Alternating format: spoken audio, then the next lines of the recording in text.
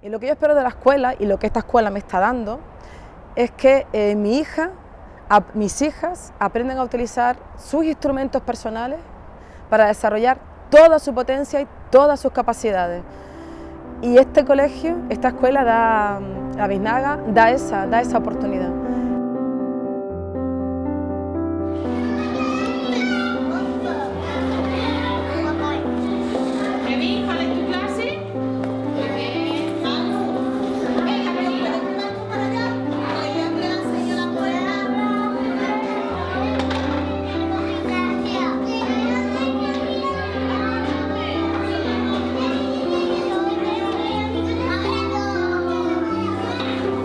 Nosotros trabajamos como un solo cerebro en cada grupo, o no hace cada uno su parte, sino que en nosotros lo que hacemos es vamos a planificar y después lo hacemos. Siempre pensamos y luego hacemos.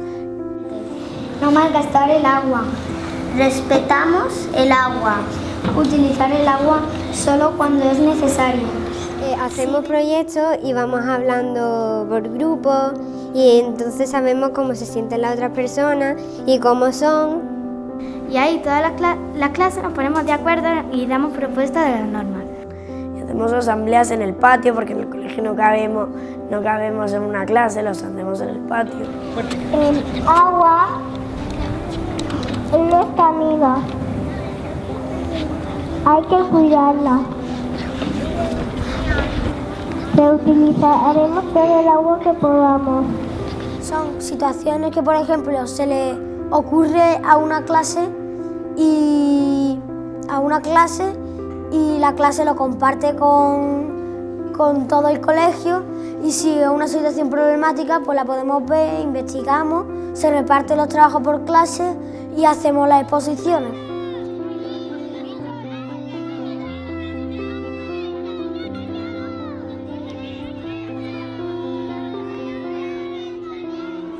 En la educación tradicional nos pone unos moldes muy rígidos, como un aro por el que tienes que saltar o un árbol que tuvieras que trepar. Realizaremos una tabla en la que podemos registrar las instalaciones que tienen pérdida de agua. Hay personas de este centro que hemos venido trabajando durante mucho tiempo en un modelo educativo muy concreto, que es el del proyecto Roma.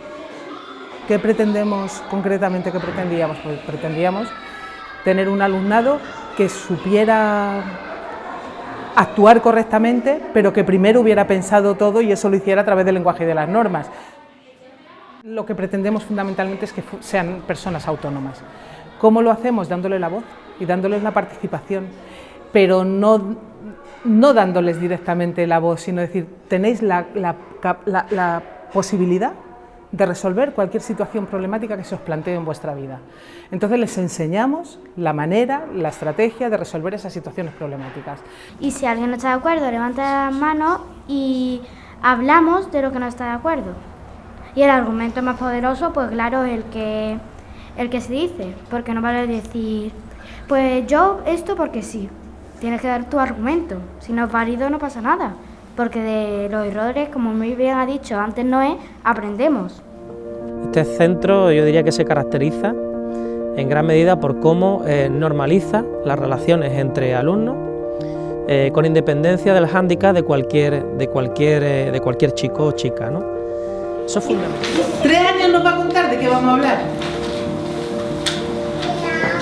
Del agua.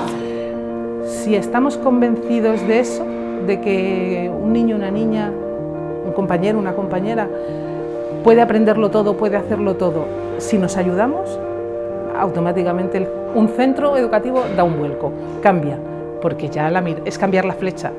No te miro a ti, sino miro qué tengo que hacer yo para que tú estés conmigo. Le había encantado, venía contento, decía mamá, aquí lo importante son los niños. Hacer buen uso del agua en todos los espacios del colegio. La maestra no está en su mesa y todos los niños aparte mirándola. Lo importante somos nosotros. La enseñanza que hay aquí muy distinta a todas, los padres vienen, que ahora va a conocer a padres, viene de lejos a traer a sus niños, mi nieta viene de lejos porque mi hija quiere que esté aquí, los niños participan mucho, te digo, como una familia. Y creo que mientras más amplio sea el abanico de oportunidades que se le den a los niños para que ellos puedan demostrar esas capacidades, más oportunidades tienen para hacerlo y para verlo, y para crecer como ciudadanos libres y felices, y productivos, además. Tiene mucho que ver con el diálogo, tiene mucho que ver con la diversidad, tiene muchísimo que ver con la capacidad y la confianza en todos los seres humanos entendidos como posibles para construir el conocimiento, para aprender. Algunos necesitan más tiempo, más ayuda y otros menos, pero si queremos y aceptamos ayuda, todos aprendemos por igual. Está aprendiendo a relacionarse con un amor, a ver cómo los demás se tratan con respeto, se tratan con... Es que parece una tontería, pero es que eso no lo había. Y sobre todo con algo fundamental que en la escuela se viene desarrollando, que básicamente es a través del disenso llegar a un consenso. Para cambiar el mundo hace falta lo primero, muchísima empatía, como utilizó Gandhi, que paró la guerra de su país. También hace falta mucha justicia, porque hay que ser justo con el resto de las personas. Y después difícil es que se pongan todos de acuerdo. Eso es muy complicado.